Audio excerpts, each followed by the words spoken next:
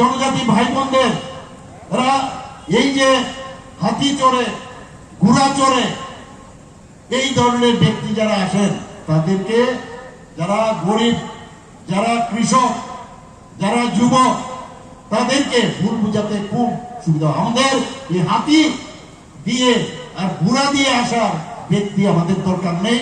আমাদের এডিসি চালাবে কি ধরনের ব্যক্তি? চুল চাষের ব্যক্তি চালাবে।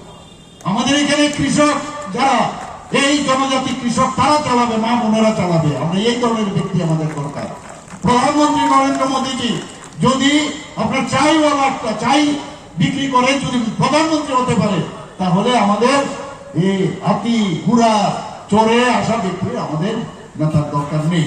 আমাদের দরকার সাধারণ, আমরা সাধারণ মানুষ, সাধারণভাবে আমরা থাকতে চাই এবং এইরকমই এডিসি আমরা আগামী দিন করব।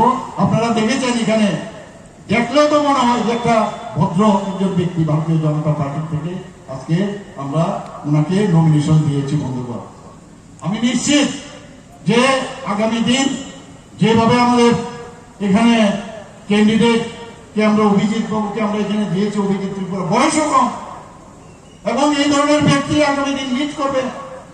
আর প্রধানমন্ত্রী কি বলছেন? मैं चौकीदार हूं, मैं खुद भी नहीं खाऊंगा, दूसरे को भी खाने नहीं दूंगा।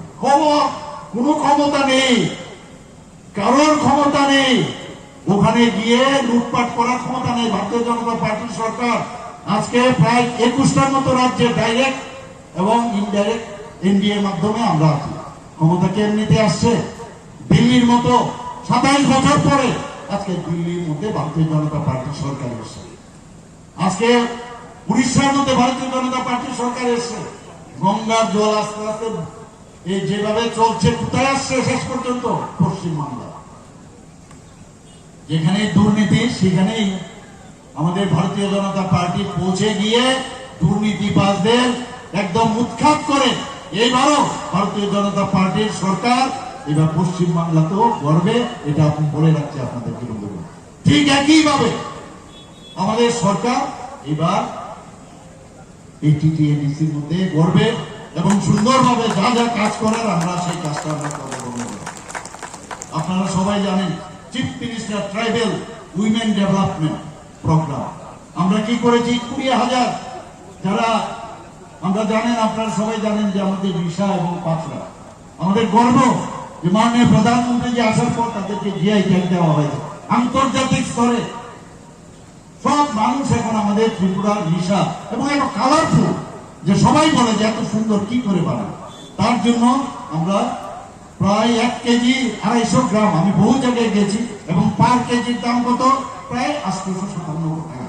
আমরা বিভিন্ন জায়গায় 20,000-এর মতো দিয়েছি, আরো দেব ইলেকশনের পরে। কারণ আমাদের সেই চিফ মিনিস্টার ট্রাইবেল উইমেন ডেভেলপমেন্টের আমাদের যে স্কিম সেটা আমরা তৈরি করেছি।